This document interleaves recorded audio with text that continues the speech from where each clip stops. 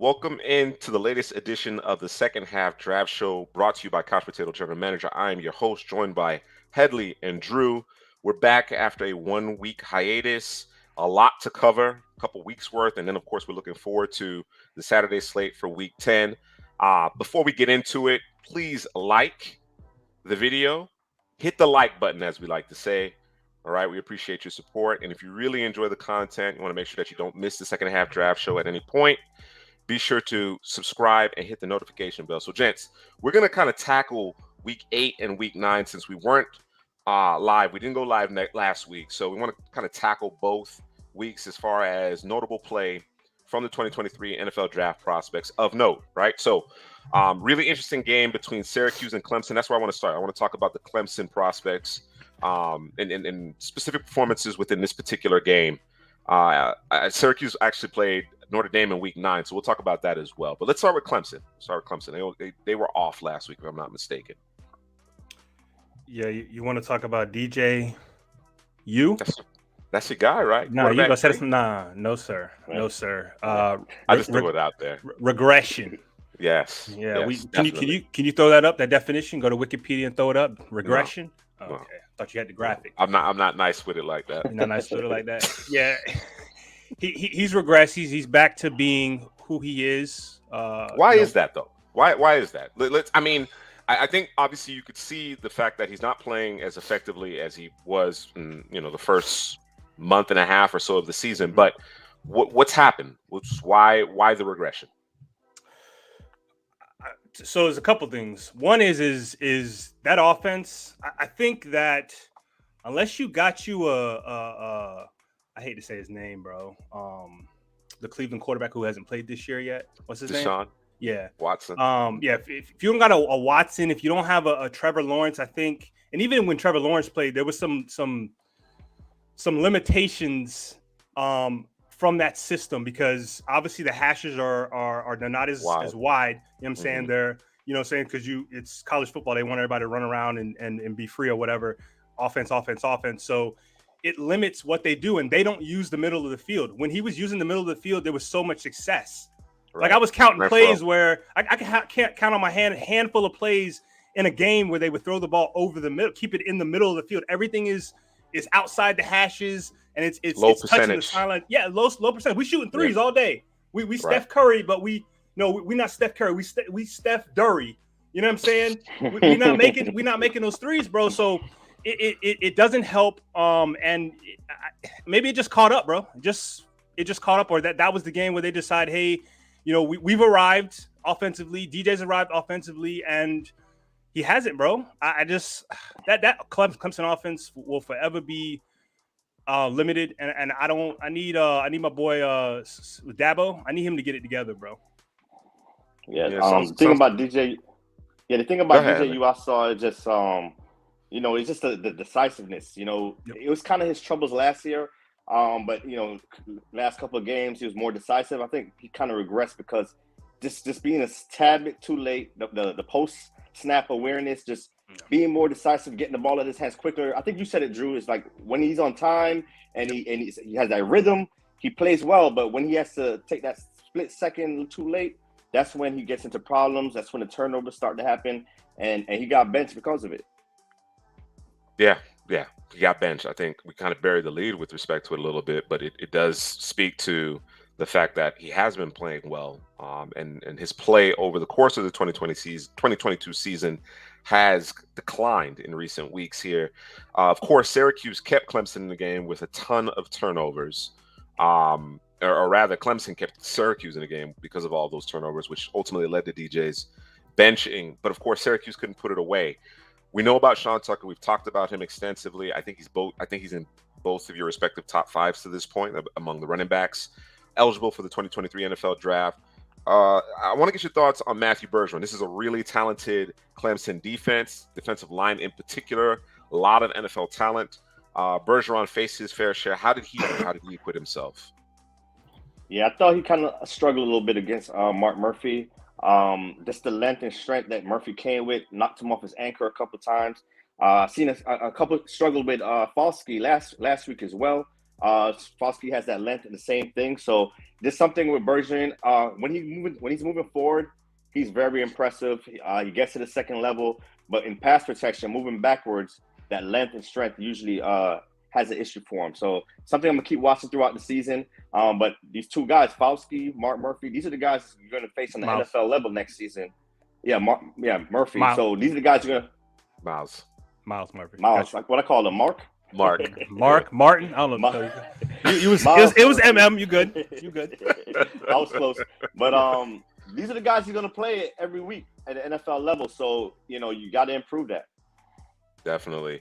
Brian Brzee, we hadn't seen him. I think there were some things going on with some family, some off the field issues. Of course, really highly touted prospect coming into the season. A little bit of a lull there, and then he really showed up. Really played big. Started to kind of demonstrate why he's considered a first round prospect in the upcoming 2023 NFL draft. Your thoughts on him, as far as and just kind of as we expand the conversation, has there been any other interior defensive linemen that have really jumped out to you this year? You talking for Clemson specifically? Well, Brzee. When we talk about Brzee, but he's kind of the headliner as far as I'm concerned among interior defensive linemen. Not Jalen Carter notwithstanding. Of course, is Jalen Carter. Yeah. But Brian Brzee is also kind of part of that Mount Rushmore of interior defensive linemen in this upcoming class. Who else is kind of making their way in? So let's start with Brzee and then talk about the other players that might be making a push. Yeah. Go ahead, bro. Yeah, Brise. The thing I was looking at was I just wanted to see more pass rushing, get to the quarterback a little more. He controls the line of scrimmage in the run game, dominant there. Just want to see him, like when you watch Tyler Davis, that's another interior defensive lineman in this class. It's right next to him, and you see the burst that he plays with and how he affects the quarterback. You see that every week. I want to see from Brise. Brise showed me a little more. I know he was dealing with the family issue, like we said, but he showed a little more interior pass rush. Other guys that I really like in this class is Brandon Dorless. I know we're going to speak about him some more. He's like a defensive end, slides inside, play 5 technique, do it all. And you got Colby Wooden also from Auburn that gets after the quarterback. I mean, you got Jalen Carter. I mean, that's the low hanging fruit, right? Sure. And you got Kalijah Cansey from Pittsburgh, who I like a lot too. And Brise, I don't know if he will ever be the pass rush guy we want him to be. I think he's going to be a guy that doesn't he don't see the stat sheet, but you're going to remember him because he's going to blow up plays, make plays in the backfield. I think that's the kind of player he's going to end up being. But again, we talk about where you end up getting drafted too is going to be a big thing for him as well. How effective he can be on a consistent basis. All right, let's go out west. UCLA has been playing some competitive ball. Their running back, Zach Charbonnet, has been lighting it up, and Latu, defensive lineman. We're talking about defensive lineman. He also has been showing up in the stat sheet. You guys' thoughts on those two prospects? That's Headley number one running back. Nah, he ain't number one, man. We had the list, man. They saw where he wasn't in my top 5, but he is growing on me. Every time I see him, I saw him last year, and I'm like, he's all right, But then the more I see him this year, and the size he runs with, the feet, he's shaking guys at that size, beating guys in the hole, making guys miss. That's what we look for at the running back position. He's doing that with his size, and when he gets in the open field, he's just hard to bring down. So he's definitely growing on me. I might slide him in my top 5. We'll see on my next top 5 rankings, but yeah, I like what I see from Charbonnet. Yeah. I think he's more elusive than he's been historically, right? He was kind of the downhill with some good top end speed, quality top end speed, being a bigger back, but he wasn't necessarily known for making guys miss. Breaking tackles certainly, but not actually making guys whiff at times, and I think that bodes well. I think that's the reason why his stock is up. The fact that he's more elusive. You're not going to be able to run through everybody. It's not happening. You're not Derrick Henry. Unfortunately, yeah, and he was a guy who we thought might come out last year because he bust onto the scene and he was lighting it up. He decided to stay and probably was this is gonna be a really good running back class. I don't know if he should have gone out last year. Maybe he probably made the right move. But yeah, I mean, you guys said it. I was just gonna say he is a downhill runner who, he hits the hole. He's decisive. He gets in there, and like you said, when he gets in the open field, lights, camera, action. But I mean, if you can tinker with your game, say, hey, these are the things that I need to work on as a player, and make those things happen. And one of the biggest things, like Headley said, was making people miss at the running back position, because we know who ain't making people miss. What number is he? Number 21 for them boys. Go ahead. Latu, Headley. Watched him against Oregon. Long, lengthy edge. Really good tackle radius. Utilizes his hands really well to gain advantage at the point of contact.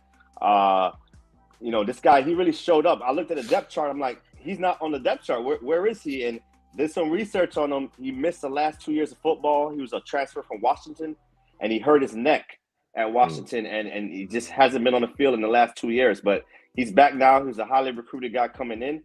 So, he got to last couple of these games, get it together, maybe go to the combine, make a name for himself so people can start remembering him again. All right. I was going to say, that's funny. He's coming from Washington. Them boys got boys over there, too. Yeah, definitely. We're going to stay on the West Coast, talk about Oregon. Headley, you touched on Brandon Dorlus. I'd like you to go a little bit more in depth on that particular prospect, defensive line prospect. His running mate, DJ Johnson. Of course, we're going to talk about Christian Gonzalez. I think Christian Gonzalez is moving up everybody's boards, considering the size, speed combination that he possesses, the ball skills that he's flashing. I'll do my mea culpa with Bo Nix. I'm not ready to crown him. Wow. I'm not ready to crown him, but he's playing very well. Bo Nix is playing very well. We're talking about a 5-to-1 TD to INT ratio. He's completing over 70% of his passes, and Oregon's humming. All right, since they took the beat down in the opener against Georgia, they've been firing on all cylinders, and Bo Nix has been leading that charge, at the controls there. So that's why you see him in the graphic, and I am impressed. I'm impressed by the way he's played. He's been a very frustrating prospect throughout his tenure, but certainly he seems to have put it together. So Headley, back to Brandon Dorlus.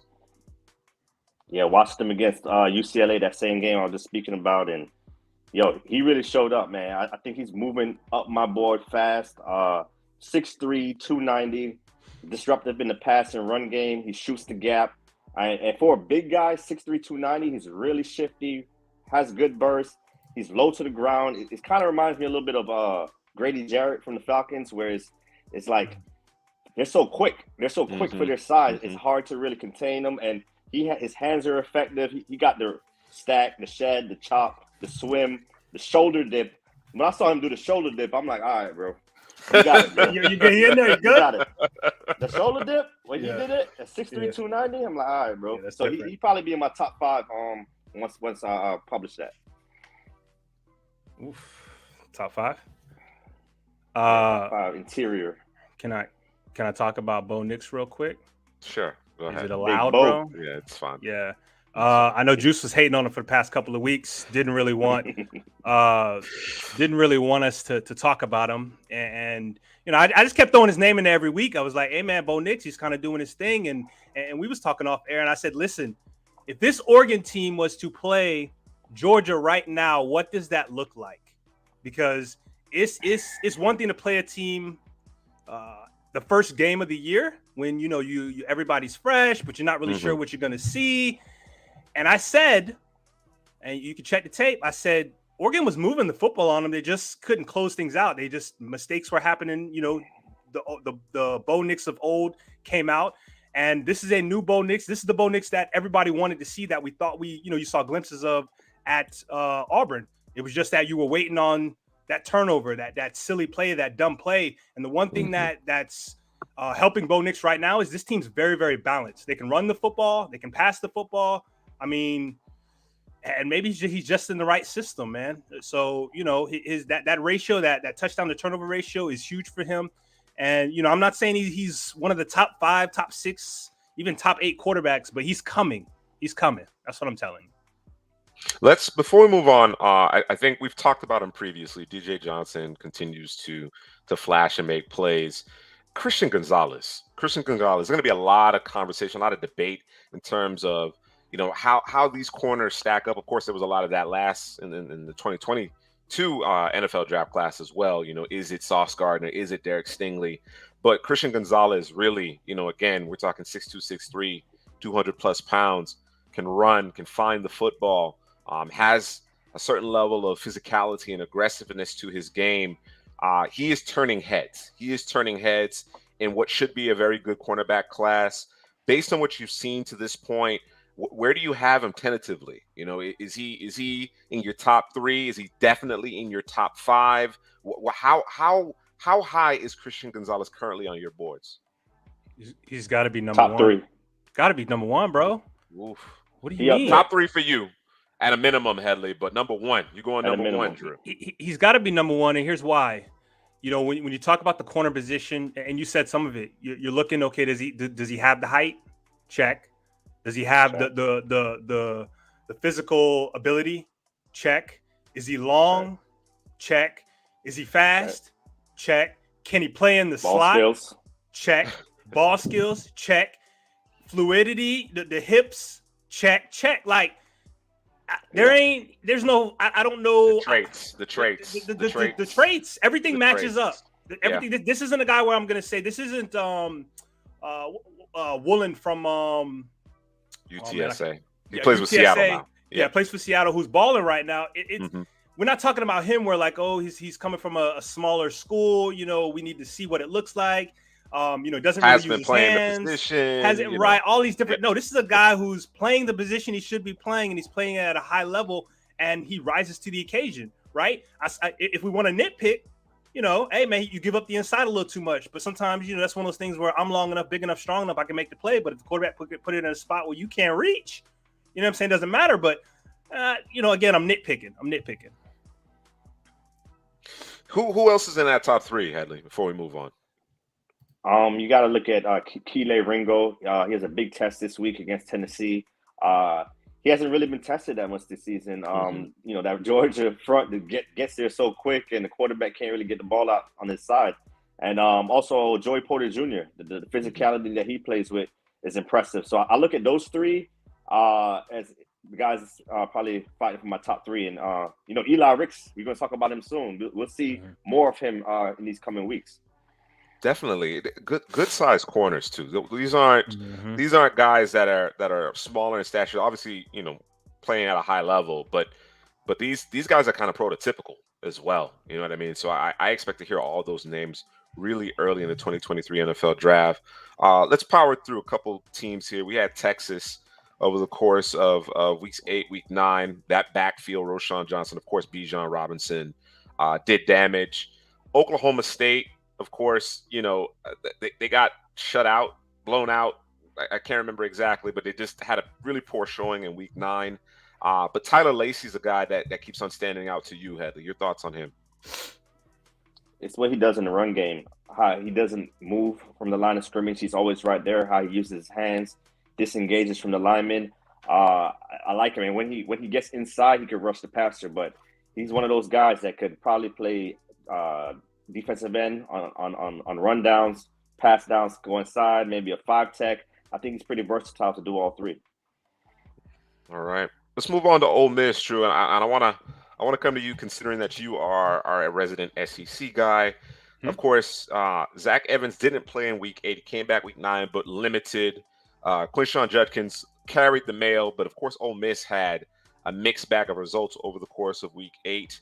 And week 9, another guy that has stood out is Jonathan Mingo. I think that's a guy that, among this receiving class, I think, which is very fluid. We talk about the depth at the running back position, offensive tackle. We're going to talk about that more a little bit later. In fact, we have Drew and Headley's tentative top 5 rankings among the offensive tackles. And then the corner position, running back, it's very deep positions. However, receiver seems, a little unsettled. There's talent, but we're kind of still trying to sift through things where we have guys like Quentin Johnson who may be starting to separate themselves. Of course, Jordan Addison, injury. JSN from Ohio State, injury.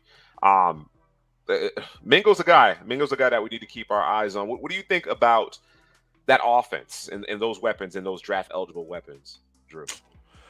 I mean, they fit the system that they're in. When you talk about, let me back up here. I haven't watched much of Jonathan Mingo. It's a guy I got on the. He's highlighted for me to watch. On the watch list. Yeah, he's on a watch list. I just haven't really taken a peek at him. But I mean, in terms of the running backs there, Zach Evans, and like you said, I can't. Yeah, let me not. Yeah, let me. Junkins. Yeah, can't say his name. Nah, I can't say his name. You know, I can't. Well, he's a freshman though, so we can't even. I can't. That's what I was saying. That's what I was saying. I can't even talk about him. So it is what it is. Yeah. But Zach Evans is a guy as well. I mean.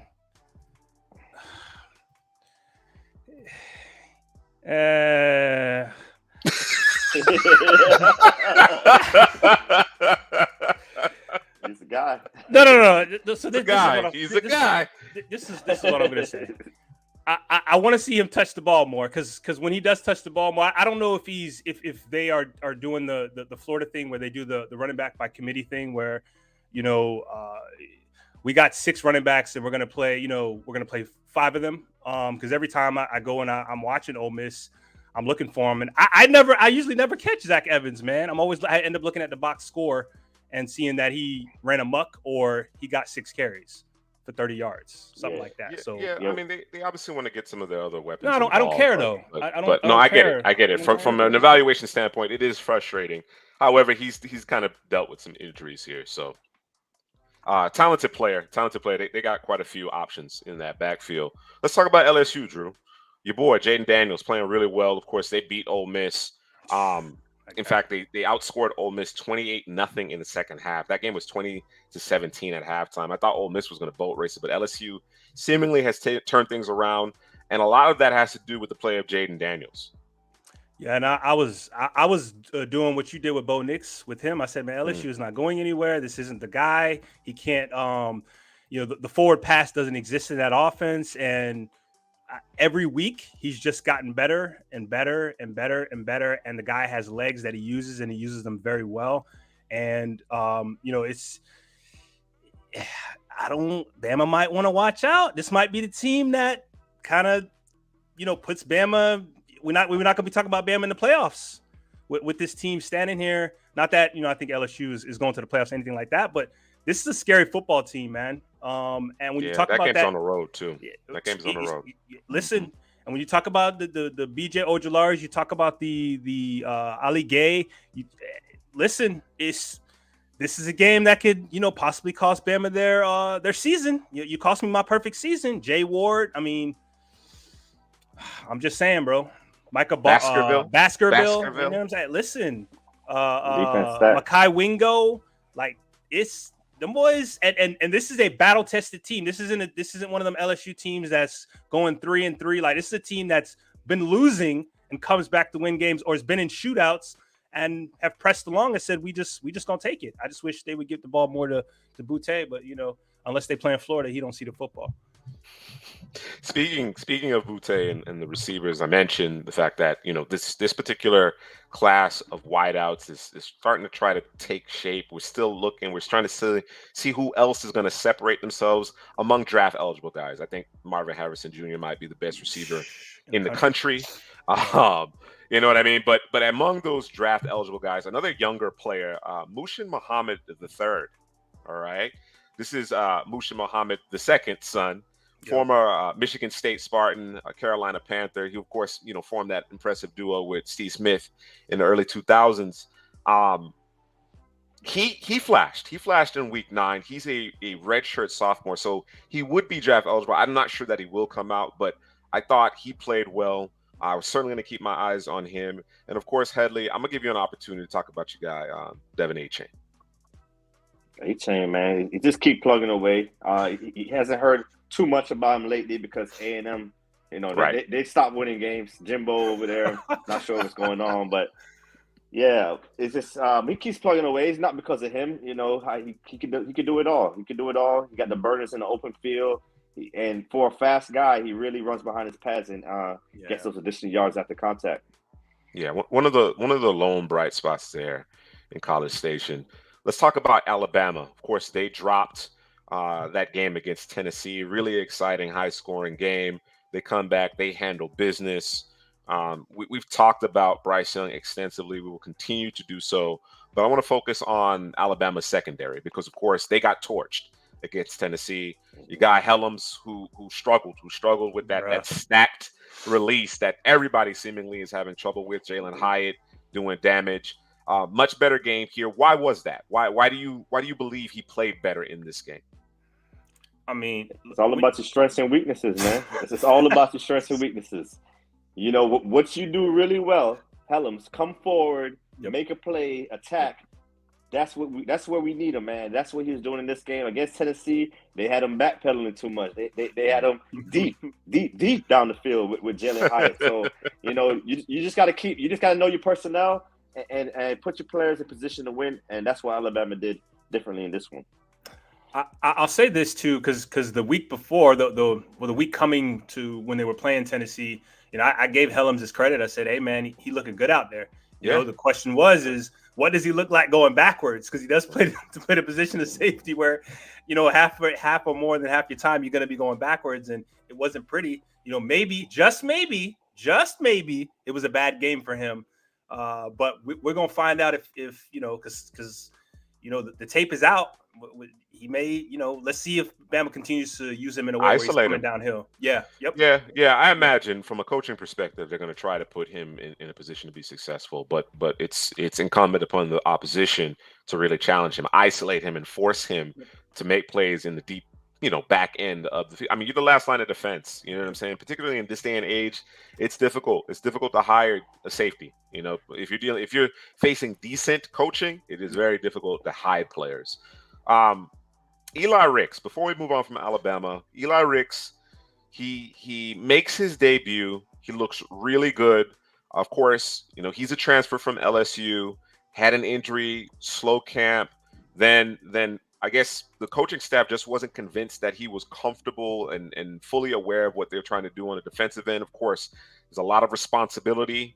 I think it's a little bit more sophisticated in terms of what he had previously been in as far as a defensive scheme. But, of course, he looked really good in this particular game as well. What stood out to you about Eli Ricks? How he challenges guys. Coming into this year, it was like he was one of the top guys coming in. It was Ringo, it was Ricks, it was Cam Smith. It was certain guys that you had to watch. Joey Porter was another one. And every week I'm looking for I think it was number 7. I'm like, I don't see him. I don't see him on the field. And he finally got a start this week. Like you said, he was just coming over there, dealt with some injuries, had to get acclimated to the new Alabama defense. And how he gets in people's receivers' face, challenges them. I think he's at best when he uses the sideline as an extra defender and just be sticky coverage. So he's not really the shiftiest guy, a little high in his movements, but in the right scheme, cover 1, cover 3, he can really do it. Yeah, you just said it with the cover 3. I think that he would be at home in that coverage because that's kind of what they was doing over there at LSU. Coming into the season, I was just like, all right, well, now that he's at Alabama, it's not going to be cover 3. It's not going to be turn and run at the snap. What does he look like in the more sophisticated coverage, as Juice just said? And, maybe he finds a home, maybe he boosts his draft stock because we know he can be more than just a zone corner. But, we'll see what that looks like. But like Headley said, he's got some limitations, but he makes up for it in the way that he plays the football in the air as well. So. All right, let's jump over into the Big Ten. Minnesota, I think the primary prospect of note at this juncture is Mo Ibrahim, the running back. He continues to be a workhorse. Of course, the age, the injury history may be detracting, but as far as being able to carry the football, the vision, the physicality, and just his ability to continue to churn out tough yardage with a huge workload is really impressive. So keep your eye on Mo Ibrahim. I'm thinking, day 3 pick, maybe even day 3. Agent. Yeah. Really? I think it's gonna hurt him. I think it's gonna hurt him, man. I think his red flags in terms of the injuries. Certain teams may not even have him on his board because of his age, but it can't take away his skills. He certainly has a skill set. Let's focus on Penn State. Let's focus on Penn State. We're going to talk about Olu Fashanu quite a bit, the left tackle there. He certainly is turning heads. Very, very impressive, deep offensive tackle class here going into the 2023 NFL draft. I thought Parker Washington really has impressed. His ability after the catch stands out. Of course, we've mentioned Joey Porter quite a bit over the course of the second half draft show live stream. So I don't want to spend a lot of time on Penn State, but as far as Washington, Porter, even Fashanu, over the last couple of weeks, what have your thoughts been with those players? How much have they helped themselves from a draft stock perspective? I mean, I think everybody's helped themselves. I think Porter is. I think there's probably about. I'm not going to throw a number out there, but there's a good number of players who I think that what they are, and I think what Joey Porter is. I also think who Christian Gonzalez is as well from the corner position. I think exactly what you're getting, what you're going to do with those guys, what their flaws are, and if you can fix those flaws, or if you can't, you're going to put them in a position to succeed, right? Parker Washington was a guy who I thought he was actually going to be receiver one for these guys. You're talking about a Dotson who left from there. You're talking about who was the player before Dotson? I can't think. Hamler came from there. Chris Godwin came from there. So they always have at least that one guy that standout guy. And I thought it was going to be Washington, and it was a slow process. Like, damn, I guess Tinsley's actually the guy. You know what I'm saying? Like, damn, okay, number 5, I see you out there. That was Clifford's guy. You know what I'm saying? I'm just waiting for Washington to get the football. And to me, this might be one of those things where just get him the ball. Just get him the ball, just let him do his thing, man. And so, he's kind of turning it on. It might be a little too late now. I think they're out here losing too many games. But and then just in terms of Fashanu, did I say it right? Yeah, I said it right. Fashanu. Yeah, there we go. Hey, Headley, you see how proud of himself he is? You know what I'm saying? Yeah. You got it, man. Because I'm probably gonna mess it up later. You know what I'm saying? It's all good. But yeah, he's everybody's. He sounds like he's everybody's left tackle one or tackle one. And listen, I don't want to give too much away, but save it. I get it. Save it. I get it. Mm-hmm. No, I definitely get it. When I watched Fashanu against Michigan, I saw, you big, powerful in the run game, got the base and anchor, could move. I like what I saw. But then when I saw him at Ohio State, it was like, this is that guy. This is that guy. He reminds me of Ike Mikwanu a little bit from NC State last year. He's a little bit more polished. Oh no, we won't get into it. Don't. They both kind of raw. He's 19 years old. Fashanu is 19 years old, so I still think he's a little raw. I think he has the highest ceiling in this tackle class. How he moves and how he comes downhill. He just has all the physical traits you'd like to see from an offensive lineman. But yeah, I think out of every prospect we named at Penn State, he has helped himself the most. I think before the start of the season, I didn't know much about him. Now I think he's a first-round pick, potential top 10 pick right now. I thought Joey Porter was always a first-round pick. I still think he's a first-round pick. And then Parker Washington. This guy's how he's built, man. He's kind of like I wouldn't call him Deebo Samuels, but they're built that way where they have that running back build. They're a little bit bigger, and they can make plays after the catch. So you just got to get the ball in his hands, and we can see some fireworks. Real quick, too, I'll throw this guy in here, too, because he flashes every so often, is the safety transfer, Jair Brown, number 16. He shows up every week. He's always making a play or two or three. So that may be a guy to watch, or a guy we might even see at the Senior Bowl. A guy that Penn State faced here, Ohio State, Lathan Ransom, also a safety. We haven't talked about him a lot, but he's an impressive player. Ohio State tends to have quality NFL caliber DBs, so keep our eyes out for Lathan Ransom. Headley, you got a guy by the name of, and I'm going to let you take a crack at pronouncing it, JT. Oh yeah. Tuamalu. I had it yesterday. It's Tuamalu. JT Tuamalu. Just he blew that game up, man. Yeah. He won the game, man. He had the interception. He had 2 interceptions, one to the house. He had a batted pass that Zach Harris intercepted. He was all over the football field, and he's just one of those guys, man. Those hard-working, busy bees. He's going to put in full effort. Technically savvy. I saw him go against Fashanu and beat him with the hand movements, man. The guy that we're talking about could be tackle one in most people's boards.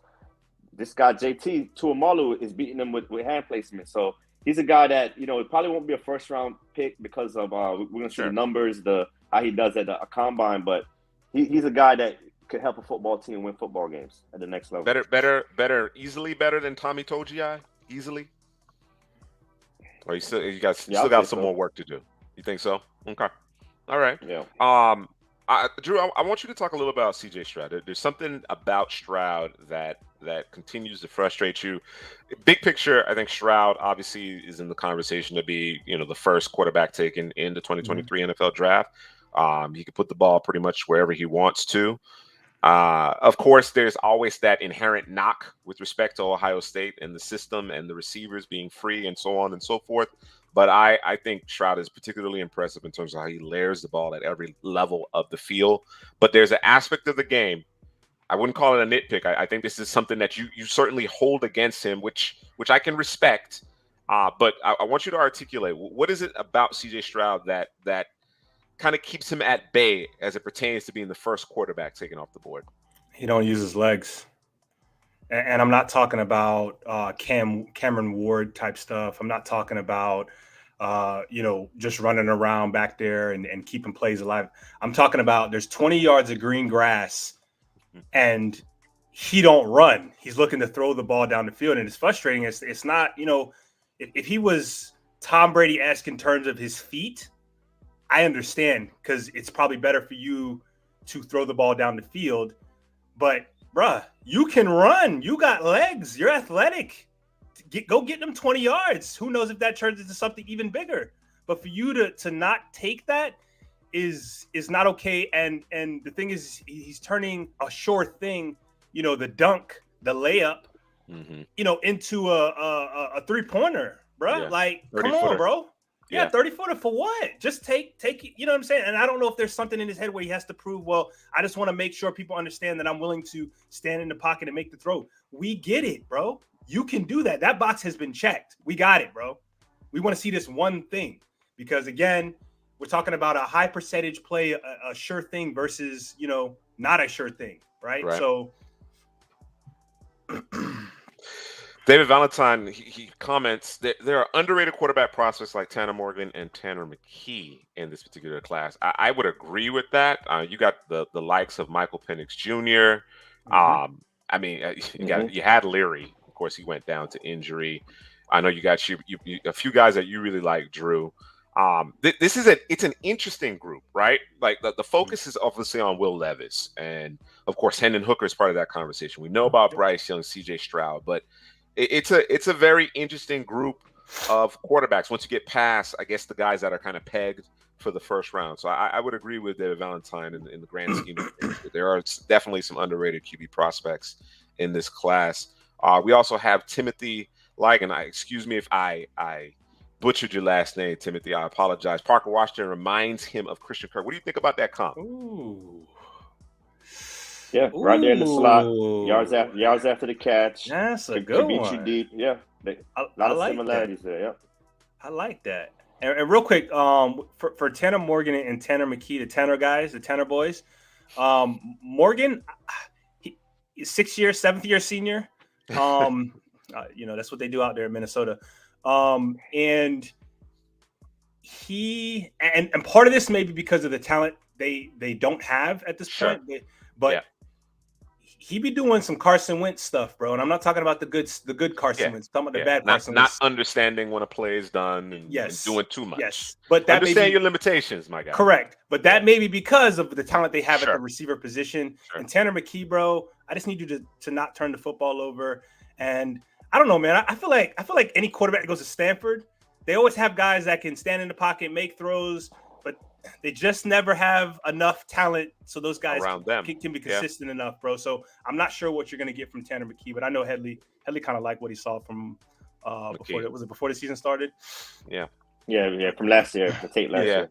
New system, if I'm not mistaken. There, I think that's part of it. That's part of it too. Slow mesh. Yeah. All right. Let's go through a few teams here. Kansas State, over the course of the last couple of weeks, Deuce Vaughn continues to be really, really effective. You guys, in our pre-production meeting, you were talking about, who who he kind of reminds you of, and as far as his game is concerned, comps to Austin Eckler. The Austin Eckler comp has come up a little bit there. So Deuce Vaughn has really been a problem for opposing defenses. Cooper Beebe, interior offensive lineman, standing out, phone booth type of guy as you guys describe him.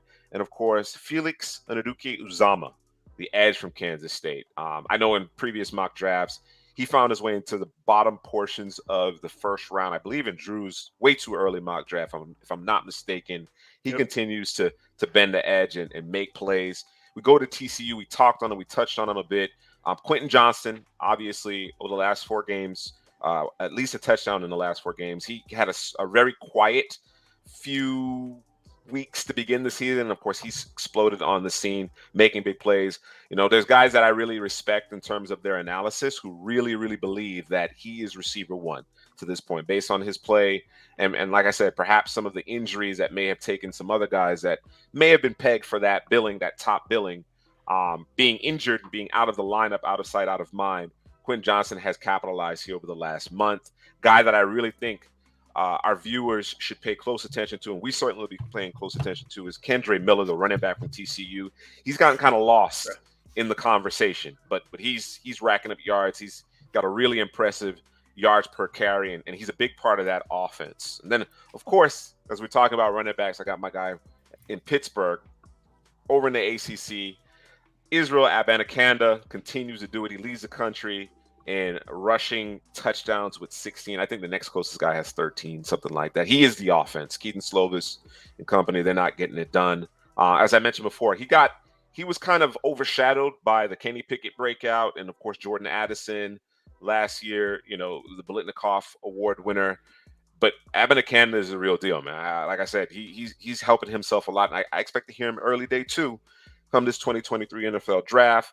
Louisville, as we stay in the ACC, I believe, Drew, you mentioned a Keitrell Clark player that you want to keep your eye on. What would you see about him? Was that you, Drew, or was that you, Headley? I think that was me. I watched him because he had that pick to the house. He really jumped it. He's very twitchy. He's quick. His feet is always moving. He could break on a football. He could play inside or outside. I think maybe next level will be inside corner, but he's very quick, very decisive, and he can break on the football. All right. Go ahead, Drew. I can speak to Grayson McCall.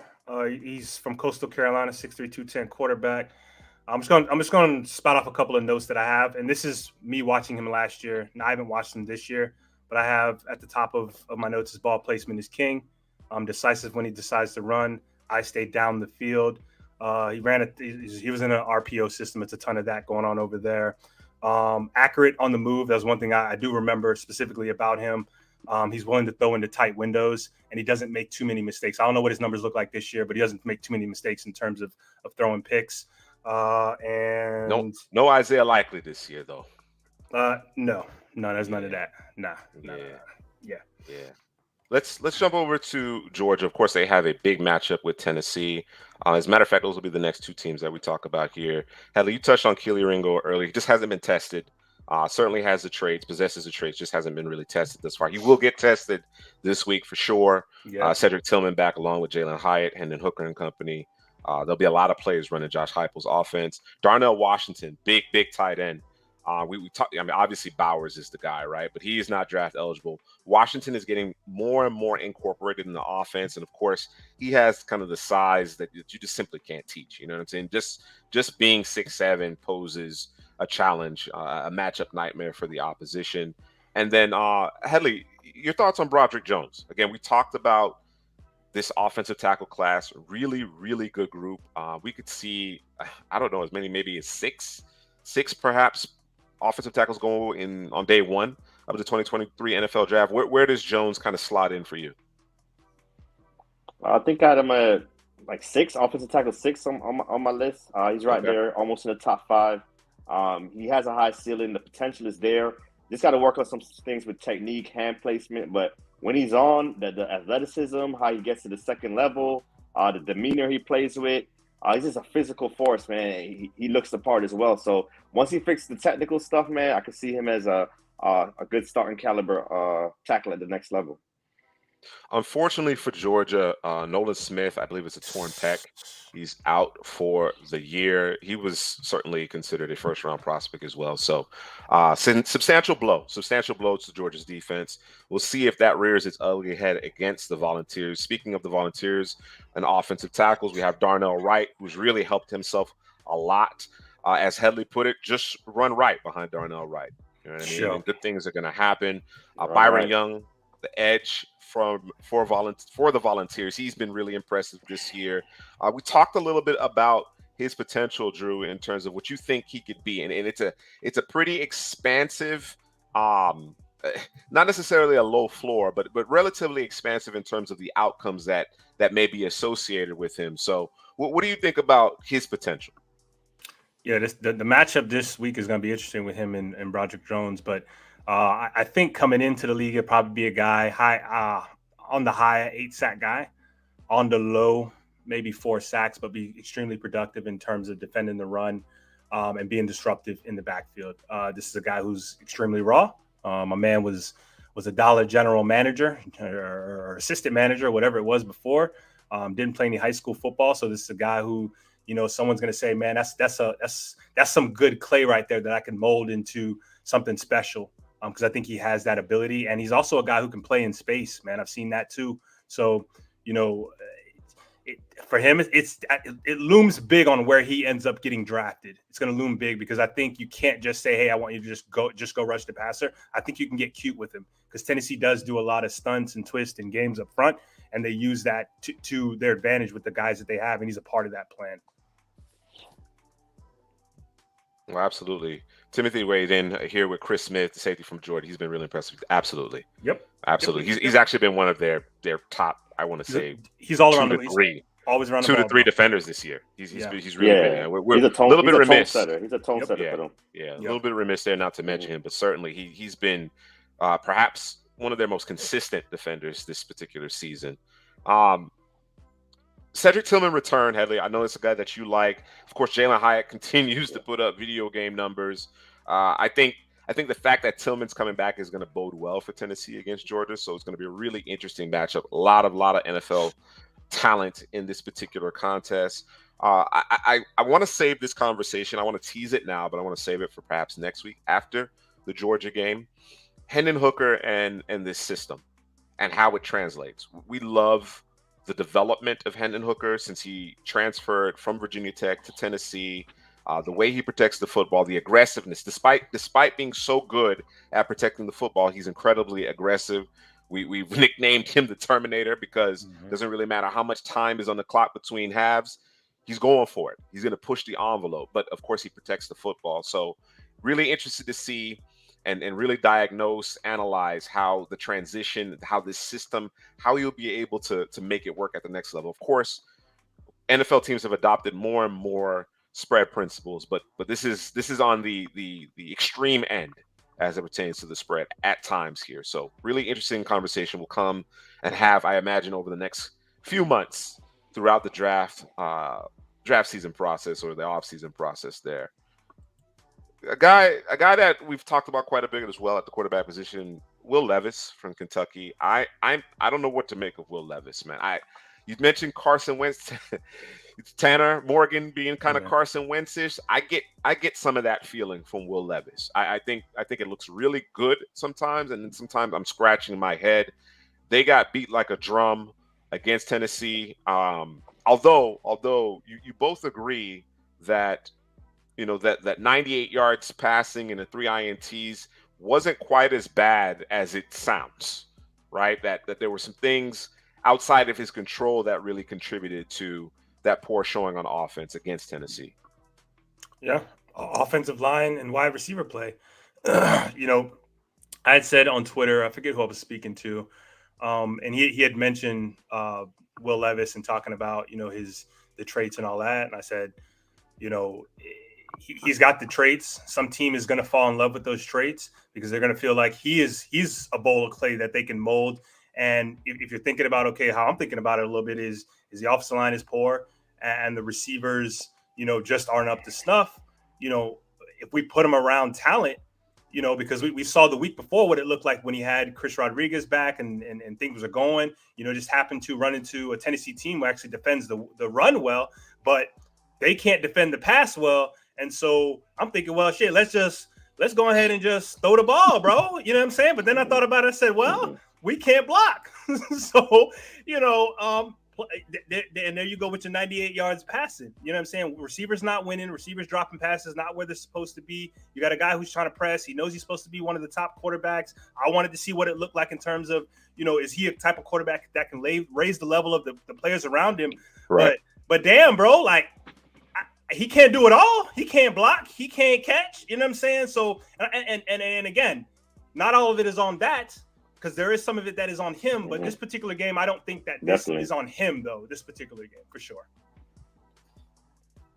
Yeah, I agree with Drew. I thought he played better than the numbers showed. But I don't want to absolve him of everything, because decision making is still a problem for him. I think the game is just going too fast for him right now. He's not using his eyes well, not looking up the safety, and he has that mindset where he never gives up on a play, and he forced a lot of passes. He does the Mahomes, but you're not Mahomes, man. The Wentz. You're Wentz. It's the Wentz. It's the Wentz, bro. It's the Wentz. My bad. When he does it in a good way, it's the Mahomes. It's the Mahomes. Sure. The Wentz. Sure. Right. Sure. Yes. So he's doing the Wentz and not giving up on plays and forcing passes. So that's all of that is on him. So he needs to improve there. Quickly, I'll just touch on a few games here and select prospects of note. Michigan versus Michigan State. Blake Corum continues to tote the pill. I mean, they're treating him like he's a 230-pound back. We're talking 30-plus carries a game, but he's carrying the mail, man. He's definitely holding it down there for Michigan. Jacoby Wyndham, of course, there's some off-the-field shenanigans taking place, but he looks at home as an off-the-ball linebacker. He really does. We'll see how that whole situation affects his draft stock. Wake Forest is Sam Hartman, man. I'm a Sam Hartman fan, but it was bad. This Louisville situation, the 6 turnovers. I'll charge 5 to him. I'll charge 5 of those 6 to him. It was a really poor showing. Hopefully he bounces back.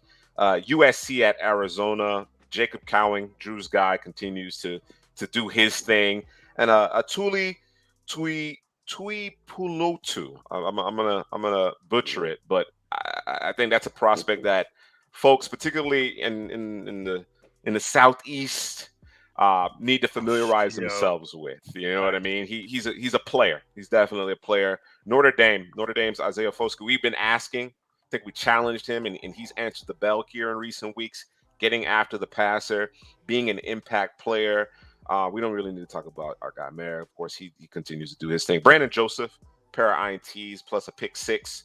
I think, among the conversation, we talked about Chris Smith just a minute ago. He needs to be more involved in that safety conversation as things start to kind of crystallize as far as the pecking order at the position. And then, unfortunately, Garrett Williams, we talked about Syracuse earlier. I failed to mention it. Garrett Williams, very talented cornerback. Long, fast. He's out for the season with injury, so tough break there. North Carolina, Josh Downs and his running mate, his name's escaping me right now. They had a big week last week against Pittsburgh. Both had double-digit touchdowns, over 100 yards receiving and 2 touchdowns. So again, as I personally am looking closer and closer at the receiving class and trying to figure out what those tiers look like, those are 2 names that we really need to talk about. Downs, of course, we're familiar with, and of course, I'm not doing the other gentleman any service here by forgetting his name, but we'll get that taken care of next week. And then finally, Green? Was it Antonio Green? Is it Antonio Green? Oh, no, I'm just throwing it. Might be Antonio Green. Okay, Might be. Yeah, fact check me on that one. Arkansas. Before we get into Drew's HBCU prospects of note, let's talk a little bit about Arkansas, but not the usual suspects. We've talked a lot about KJ Jefferson, Bumper Poole, Drew Sanders. Raheem Rocket Sanders, the running back, he needs some love. What do you like about his game? The burst. Once you get to the second level, he's out of there. He's always coming downhill at you. So, a lot to like. He's been balling. This running back class is crazy. It is a lot of names, a lot of ballers out there. So he's kind of getting lost in the sauce, but he's another guy that could probably help a team day 3 in the draft.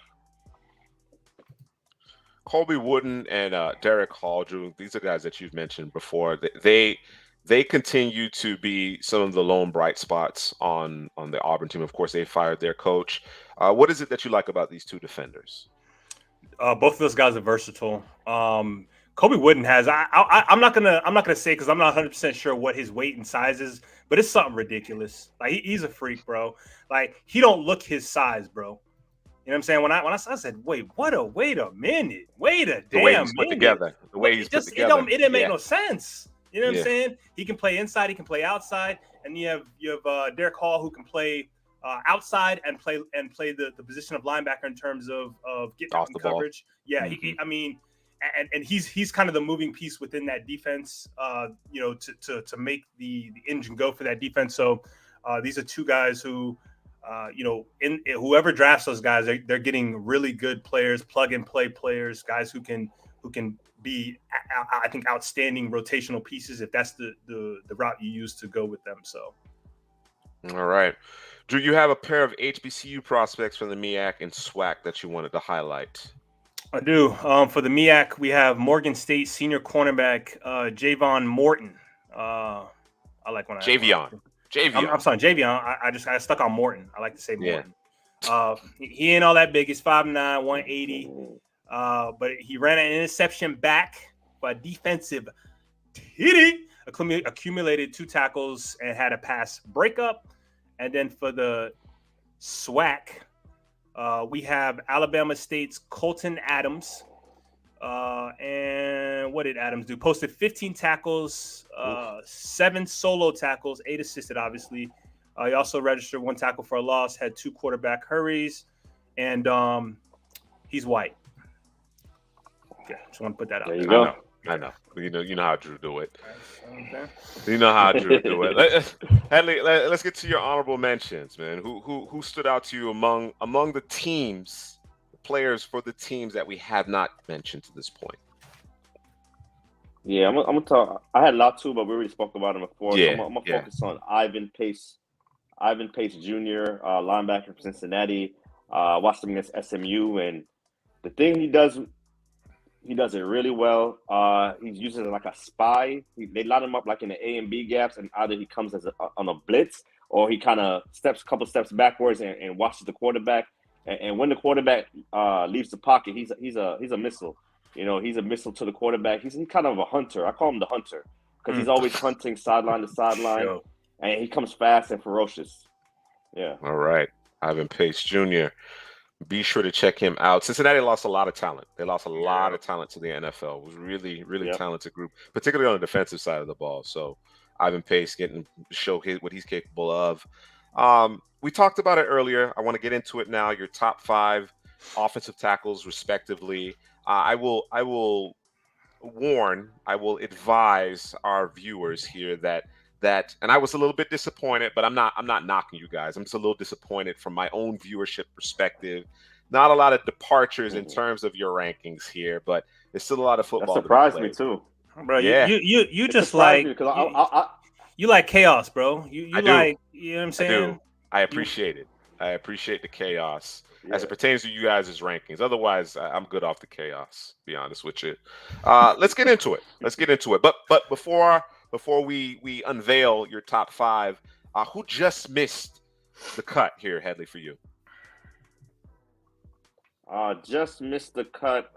Broderick Jones, spoke about him earlier, the left tackle from Georgia. He keeps putting together games like he has the last couple of weeks. He could potentially get in that top 5. Also, I have Darnell Wright, just run right, the big right tackle from Tennessee. And Dawan Jones, another big guy, right tackle for Ohio State. Those 3 just missed my top 5. What about you, Drew? Who missed the cut? I got Anton Harrison, Oklahoma State, Oklahoma tackle. Also, Dawan Jones, you said him earlier. You know that dude's 6'8", 360, bro. Yeah. Like sometimes I'm watching the boy and he just be handling people. It's almost like he touched people, bro, and they hit the ground. So I said, let me take a peek and see what the size looks like. Cause I know he looked pretty big. I didn't know he was 6'8", bro. I'd probably put him at about 6'6", 6'8", 360. That's huge. And also Blake Freeland, who at one point that's your guy. That was my number 1 guy going into the season. It's an impressive group. It's an Yeah. impressive group. Yeah. Absolutely. So at number 5, respectively, Drew has Matthew Bergeron from Syracuse. Headley, you have the aforementioned Anton Harrison from Oklahoma. We've talked about Bergeron quite a bit. Headley, I'd like to hear more about what you think about Harrison. Big guy, packs a big punch. Very solid in small spaces. Seen him against Felix Uzama. He handled his power really well. And Uzama, he's a guy that keeps coming too. So he kept on handling him over and over. He has that power to drive and turn for a pancake. So he's just that physical guy that you like on the outside. But he's not natural in space. He could lose his balance sometimes.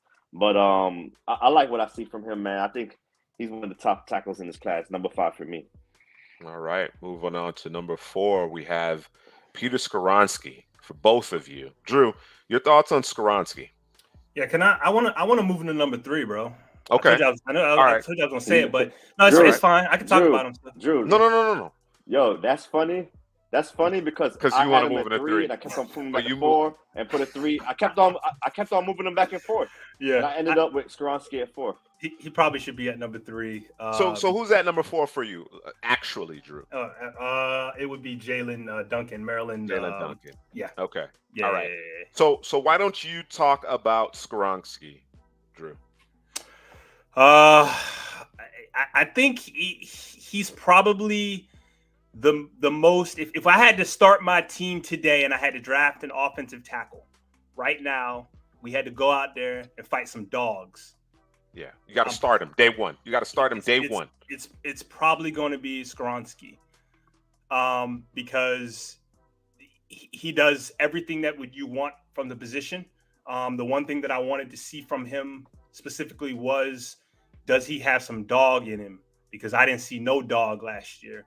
And to start the season, my man, he must have heard me, or somebody told him, bro, I know you over here at Northwestern and y'all over here at this law school and you getting your law degree or whatever. Journalism, whatever it is, bro. But, I need you to put people on the ground. I need some pancakes. And he's done that this season. Good mover. Mirrors very well. He's not a guy that you're going to be able to play games with up front. He's going to catch the free guy. He's going to bounce off, keep the guy coming to the outside, the guy going to the inside. Hey man, people watched the first game of the season, week 0, and wanted him tackle 1, bro. Yeah. You know what I'm saying? And he hasn't fallen far from most people's rankings that I've seen, or that that people have talked about. So, and I get it. It makes sense. All right. Drew happened to call a audible here, but we do have Jalen Duncan as Headley's 3rd offensive tackle prospect to this point. So Duncan is 4th for you, Drew. Skoronski is actually 3rd. Headley, let's talk about Jalen Duncan. It's his feet. It's the feet. It's the feet, how he moves. He gets to his landmarks there quickly. And it's an advantage, man. The guy that gets there quickly and is ready, and he gets low, so he wins a lot of battles because he's already there before the pass rusher gets there. And in a run game, could pull. I think he can do power, zone. Yeah. I think he's scheme versatile. He can play any scheme. So I just like his overall skill set. The country, I think they still sleep on him a little bit, but I think he'll put on a show at the Senior Bowl. All right. Number 2, the aforementioned Olu Fashanu from Penn State, very young, 19 years old. Headley's already he kind of gave it away already. He said, the highest ceiling, highest ceiling in the class. Let's talk about it. Let's get into it. Let's get into Fashanu. There was a favorable comp to Ike Ekwonu and his physicality and what he can do. This is a very young player, and that doesn't always bode well, right? It's particularly in the trenches. Some guys, it's fine that they're good at 20 years old, which I imagine Fashanu will be when he gets drafted. But sometimes it doesn't necessarily work out that way either. But, of course, he's turning heads. He is turning heads. And again, you mentioned highest ceiling in the group. Why isn't he number 1? Oh, for me? Because the number 1 guy, who are you talking to me? Yeah, I didn't know. Whoever listened. Whoever listened. I just feel the number 1 guy is just like Drew said. If I needed someone to come in right away, to start right away, it'll be the number 1 guy. Paris Johnson. I blew the lead a little bit, but that's the guy, man. He's ready. He's NFL ready right now. And even if, say, something happens and he's not the tackle, he could also slide inside and play guard and be a Pro Bowler there also. It's the versatility. That's it. So is that it for you too, Drew? Is it more about Paris Johnson and less about Olu-Fashanu? Yeah, I mean, listen. Yeah. I mean, Paris Johnson, man, is, to me, he's almost technically sound. I think the biggest issue for me for Johnson is sometimes he don't get to his spot, and he can be pushed back. He usually can recover for the most part. But this is also a guy coming from guard and playing tackle. This is not a guy who was playing tackle and is still playing tackle. So, I think that the two biggest guys here who have room to grow is Johnson and Olu. Those are the two guys who have room to go and actually can separate themselves, if they haven't already, from everybody else because of, they have room to grow. Olu might take it because he's 19. People might already check the box on him because he's 19. I get it. Untapped potential. Right, I get it, because it's when he's on, bro. I don't know if there's anybody better than him in the country, right? And we're talking about both in terms of the run, where he's willing to go out, mash, crash, dash, and pancake folks, as well as be back there and put his hands on folks. Obviously, he's got some work to do. I think between him and Jalen Duncan, them two, they got work to do in terms of getting their hands right and getting it consistent. But this is a really, really good tackle class, and I have a feeling, there are going to be some changes made, big time. Not going to be big time changes, but it's going to be some changes made within this top 5, I think, by season's end. All right, let's turn our attention to Week 10. I think we've done a good job here of catching up after our 1 week hiatus. Weeks 8, Week 9, give you some insight in terms of our mid-season top 5 at the offensive tackle position. Again, a very talented and deep class. Let's talk about Ohio State Northwestern. I think the focus here obviously is Ohio State's defensive line versus the aforementioned Peter Skoronski. Yeah, you got Zach Harrison and you got Headley's guy. I'm not even gonna try to say the name. We're just gonna call him JT. What does that look like? Because again, it's about who have you played so far and who are you going to play. And these are the games that you look forward to have, guys catapult in front of other guys and say, when this guy played this guy, he looked great. When a matter of fact, you just made me remember when looking at my notes and looking at Skoronski, he played Adam Hutchinson very, very well, I thought, when I watched the tape. Again, this could be one of those things where that catapults him. You got anything on this one, Headley? Yeah, I'm watching Skoronski. I really want to evaluate him.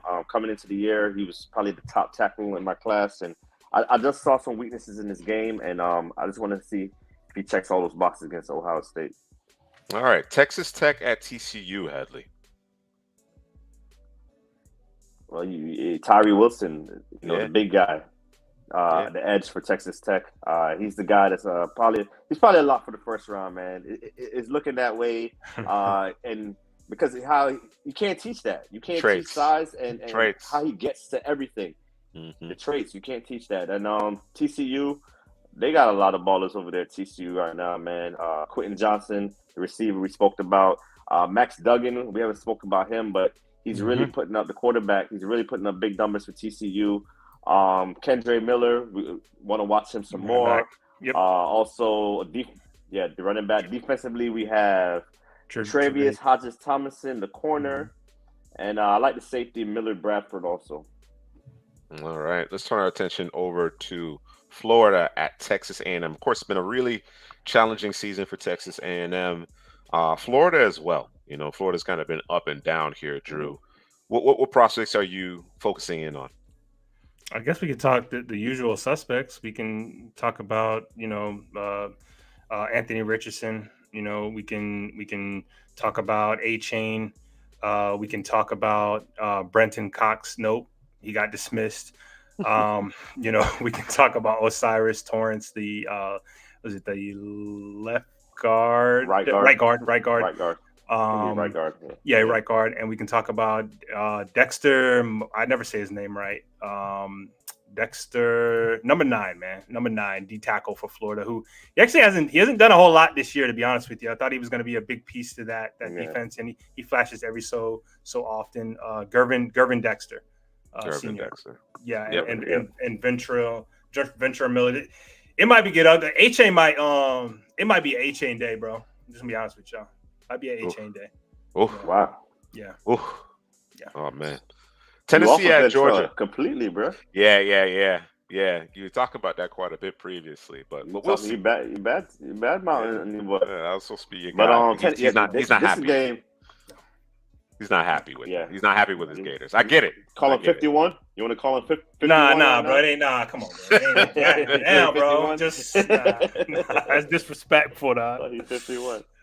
Tennessee at Georgia. But Tennessee, Georgia. This got all the prospects. Like half the first round might be right here, man. But I'm waiting to see Ringo versus Cedric Tillman, Jalen Hyatt. Mm-hmm. I've seen people have Jalen Hyatt wide receiver 2 right now, so he's going up a lot of people's boards. Recency bias. I want to see Ringo get tested. Yeah, a little bit. Also, Broderick Jones versus Byron Young. I think that's a good matchup to watch there. Also, would have been nice. A lot of prospects in this game. Would have been nice for Nolan Smith and Darnell Wright to go at it, but obviously Nolan Smith's not going to be there with the torn pec. But there's some Jalen Carters of the worlds, Robert Beal of the worlds. There's a couple guys over there from Georgia as well. Yeah, Jeremy Banks against Brock Bowers. I know Bowers isn't eligible, but he's just a problem out there, as well as those running backs getting downhill for Georgia. So looking forward to that second level defensive play from Tennessee. See how they do. Michigan State at Illinois here.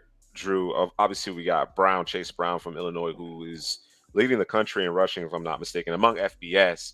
And then Michigan State. I'm not sure what we're going to see from Michigan State, but assuming everybody's available, what matchups are you focused on? Going to be looking at Wyndham and going to be looking at Reed, Jaden Reed, the receiver. Jalen Reed, yeah. So, yeah. All right, Syracuse at Pittsburgh. Of course, we're going to talk about Abanikanda. Who else? Who else should we be looking at in this one, Headley? Syracuse. That's Sean Tucker over there. Also, Isaiah Williams. Hold on, is Isaiah Williams? No, it's not Isaiah Williams. It's Gatson, but he's not draft eligible. Right. Yeah, he's not draft eligible. And then you got Pittsburgh. I like to see. Let me get his name. Habaku Balanoda. He'll be going against Matthew Bergeron and Kalaji Kansey, defensive tackle. Fun prospect right there to watch. All right, Drew. Alabama at LSU. Matchups. We know the names. We've talked about them extensively, but what matchups are you focused on? Eli Ricks, talked about him earlier, going against Keishawn Boutte and that receiving core for LSU. And then also the linebackers for Alabama, seeing if they can hold down the quarterback of Jaden Daniels to see what that looks like. I don't think they will. Is it Toe? Toe, and we'll see what that D line does, because LSU's offensive line, it isn't the greatest. I think they're improving as the season goes on, because I think they do have some good players there. It's just development. That's pretty much it. They got to develop. You know what I'm saying? I think it's coming along during the season, which is bodes well for them. Texas at K-State. That's Deuce Vaughn. Mm-hmm. Texas at K-State. Yeah, it's Deuce Vaughn, right? Deuce Vaughn, the running back, the ability to put two moves together really quick. I know Overshone, the linebacker, number 0 for Texas. He's supposed to be the guy in the middle. He's going to be tested. We're going to see if he can stay in front of Deuce Vaughn. It's amazing that in a game where you got Bijan Robinson, it's the opposing running back that you mentioned first as far as matchups are concerned. So, yeah, Deuce Vaughn's legitimate, man. Say what you want about the diminutive size, but he's a problem. Clemson at Notre Dame. I mean, Brandon Joseph, we talked about it earlier. By the way, when they was playing Syracuse, so the quarterback for Syracuse, right, Schrader? You know how I feel about him, right? Who do you think he went to on the first pass of the game? Yeah. Right? So Brandon Jones is staring it down, bro. He's just waiting. Threw it right to him. The receiver wasn't even ready. Pick 6. It was terrible. But he's starting to come on. So you have him. You have, Mayer, the tight end. You have Patterson, the center, who's kind of – I know I think he missed the first 2 games of the first game of the season. He's coming off of injury. He hasn't shown me a whole lot. I don't think he's killed his stock or anything like that. I just thought that he was going to be center 1. I don't think that's the case anymore. And then although I don't know, maybe he can make his case going against all the players that Clemson has on that D line. Right. I can't even remember all the names, bro. I got to pull the list up. Let me pull the list up so I can just go down them real quick. I know them by number. KJ Henry. Mm-hmm. You got KJ Henry. You got Brian Brise. You got Tyler Davis. You got Miles Murphy. You got Trenton Simpson. Who else we got over here, man? We got Ruke. 33. Ruke Ohoro. Yeah. Butcher's name, but I apologize. But you one of those guys. Yeah, man. It's a lot of guys over there, bro. Yeah, that's another contest with a lot of the NFL prospects on either side of the ball. Arizona at Utah. Yeah. Jacob Cowing versus Clark Phillips III. There it is. That's it. That's the matchup within the matchup. That's a heavyweight matchup. You got Dalton Kincaid still out there. Well, yes, of course. Yeah. But I don't know that there's any good matchups for Dalton Kincaid out here. There's not. Nah, it's gonna be easy. It's gonna be easy street over there. Wake Forest at NC State. Dang, bro, you just gonna keep throwing NC State in there, bro? I mean, my guy's not out there, my head bro. every time you say NC you know what I'm State. saying? Like, my guy ain't out there no more. You know what I'm saying? But I know, Headley, you got some defensive guys. I know you like over there at NC State. Definitely some defensive talent there at NC State. Facing a good offense. It's a bunch of guys at safety. Yeah. Mm-hmm. See if they bounce back. FSU at Miami, Headley. Come on, bro. Bruh. The game of the week. No, game of the week, bro. What you mean? As these young folks would say, stop the cap, bro. Stop. Yeah, I need to find me a cap, bro. Stop the cap. It's rivalry game, man. Nah, bro. It's the rivalry game, bro. Biggest rivalry in college football, no? Yeah. No, bro. That's a damn lie, bro. Well, Jared Verse against the swinging gate. The swinging gate that is Miami's offensive line. That is Zion Nelson and the boys? What's going on? Man, I don't know that. Yeah, Zion Nelson. So notice that we've talked about all these offensive tackles. He was a guy, bro. He was and a guy. We haven't heard of Pete. Yeah. Ain't Bussa great. Sorry to say. But I'm a Kane, but I'm sorry to say. The biggest thing with him though was can he be consistent? And obviously we ain't talking about him, so yeah. I didn't see it. I mean, again, it was kind of a traits-based projection, but he's not putting it together, man. I just haven't seen it. I hope things change here in the second half of the season, but I'm not optimistic. But certainly keep your eyes on Jared Verse in this one, and I do think Van Dyke will be back, so that'll be significant as well. All right, that's going to do it for this edition of the Second Half Draft Show. Again, guys, hit the like button. We appreciate it. We appreciate your support. For Headley, Drew, this is Juice. Don't be selfish. Share the video, and we'll see you next time.